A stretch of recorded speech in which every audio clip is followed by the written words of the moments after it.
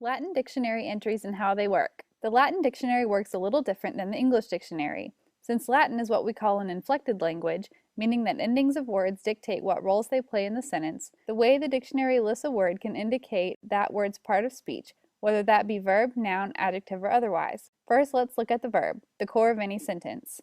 In English, verbs simply have a V after them to indicate part of speech. In Latin, verbs have 4 important words listed. We call those the 4 principal parts. Even verbs that have fewer than 4 will have a dash or blank to indicate that one part is missing. That's how important the 4 principal parts are. Check it out. Amo, amare, amawi, amatus, to love. 4 parts. Sedeo, sedere, sedi, sesam, to sit. 4 principal parts. Intellego, intellegere, intellexi, intellectum, to know. 4 again.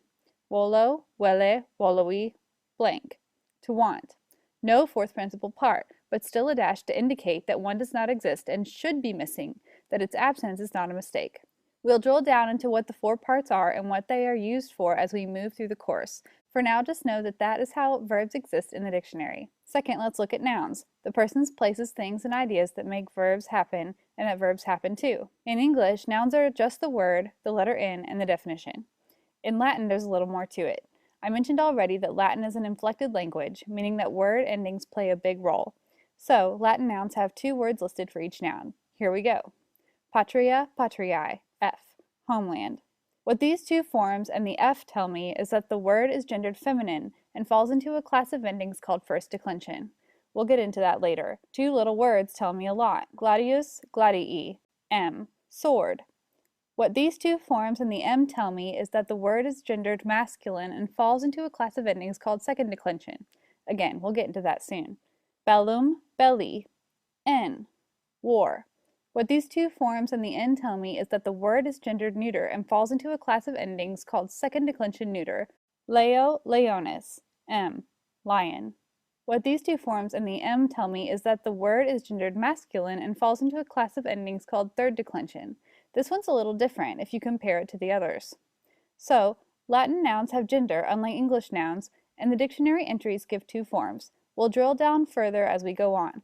Finally, let's look at adjectives, those descriptive words that make language so fantastic. In English, adjectives get adj after them, and that's about it. In Latin, adjectives are like nouns, but more flexible. Nouns have an assigned gender, masculine, feminine, or neuter.